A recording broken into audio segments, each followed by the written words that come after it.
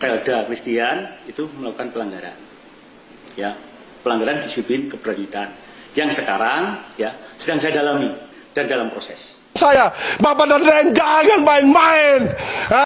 Jangan main ya, saya bilang. Jangan sentuh saya dengan aturan. Saya dari pangkat prada seperti anak saya meninggal baru dinas 2 bulan. Saya sudah mau pensiun. Tuduhkan kepada Anda memiliki perkawinan yang tidak sah sejak tahun 2018 hingga memiliki 2 anak. Itu tidak benar. Itu adalah fitnah. Itu betul. Siap, izin bangsa. Itu saya akui. Saya tidak mau berdosa. Saya akui. Tapi caranya Bapak Dandim dan Bapak dan Ren, kenapa masalah saya baru diangkat? Saya pertanggungjawabkan. Tolong dalam perkara anak saya meninggal, nyawa dulu yang harus kita utamakan. Keadilan dulu. Bukan seperti Dan Ren. Dia mengangkat kasus selama saya. Ada apa dengan Bapak Dan Ren? Tentunya kami akan melaporkan hal ini kepada Komnas HAM. Baik Komnas HAM nasional maupun internasional. Itu akan kami tempuh sebagai upaya hukum. Dan berikutnya juga kami akan meminta perlindungan hukum dan pendampingan psikologi dari LPSK. Proses dugaan pelanggaran disiplin yang diduga dilakukan oleh Ayah Prada Luki itu diproses bersamaan dengan momentum proses peradilan yang lagi berjalan bagi para terdakwa yang saat ini di peradilan militer, Pak. Itu bukankah mungkin bisa dimaknai bahwa jangan-jangan ini buat ngancem keluarga, jangan terlalu banyak ngomong ke media, jangan buka, kemarin baru buka ibunya bilang bahwa ada tawaran untuk dikasih uang kompensasi, ada tawaran bahwa dijamin adiknya Prada Luki bakal jadi tentara. Ini terlalu banyak bicara nih keluarga ke media, ke publik. Itu mungkin nggak, Pak, sebagai bagian dari berjening? Jangan terlalu persepsi itu mungkin saja muncul ya di publik gitu ya, ketika ini tidak dijelaskan dengan baik.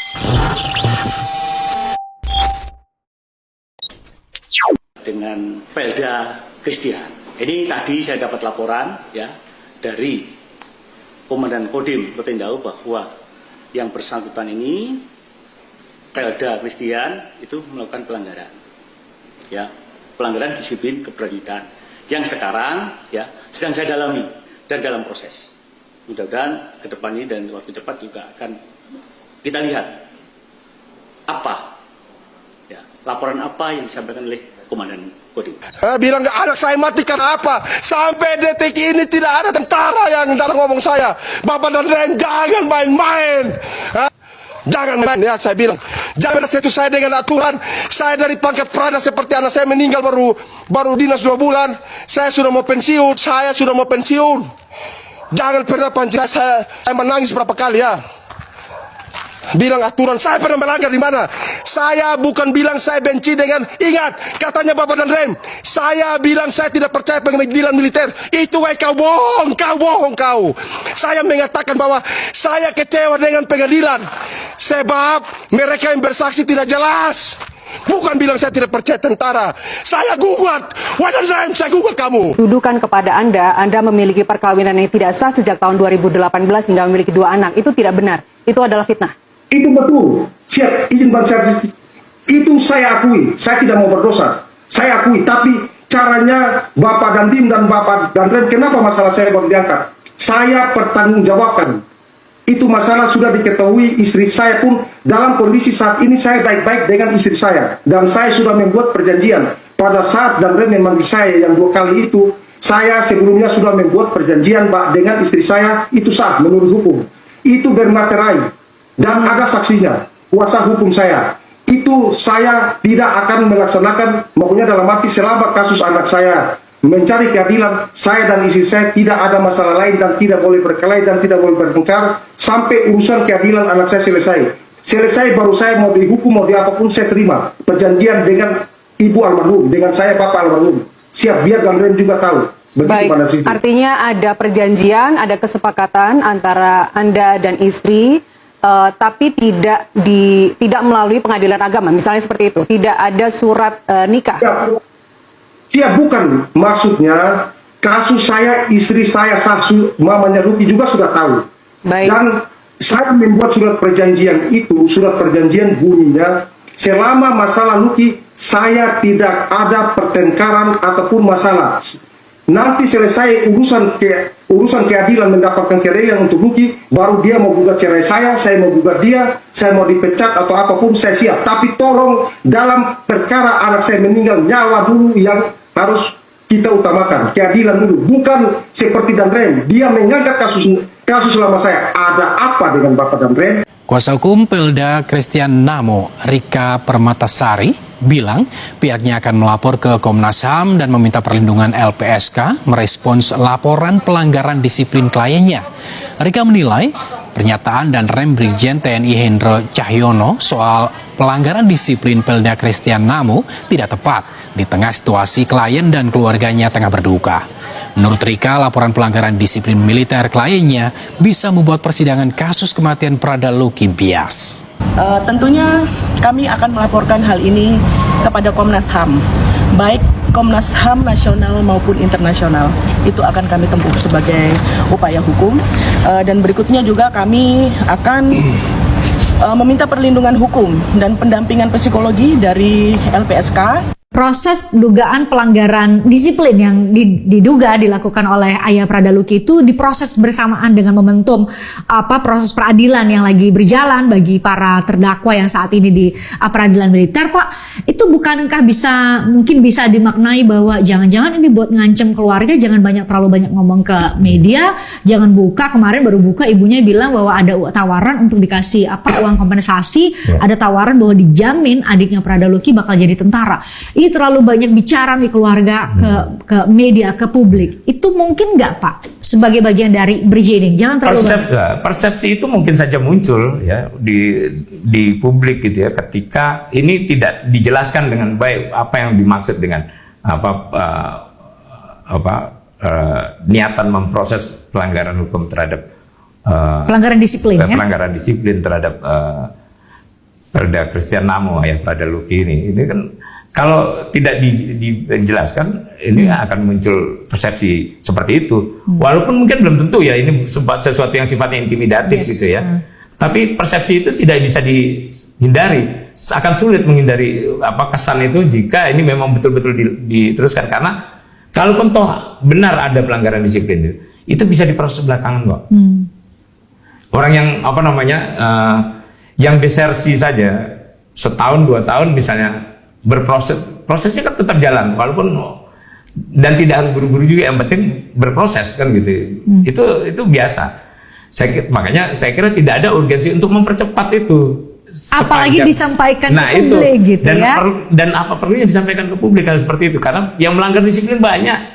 Dan itu semua artinya yang melakukan proses hukum terhadap pelanggaran disiplin itu sudah sering dilakukan TNI. Dan kenapa giliran bapaknya Prada Lucky kemudian diumumkan iya, gitu ya? Dikasihkan. Kemudian berkaitan dengan pelanggaran yang diduga dilakukan oleh Pelda Christian, ini berkaitan dengan laporan komandannya, yaitu Komandan Kodim Rotendao, bahwa yang bersangkutan diduga melanggar pasal 103 KUHPN, yaitu sengaja tidak mentaati perintah kedinasan sesuai dengan ST Panglima TNI nomor 398/2009 tentang larangan bagi seorang prajurit melakukan hubungan suami istri di luar pernikahan yang sah.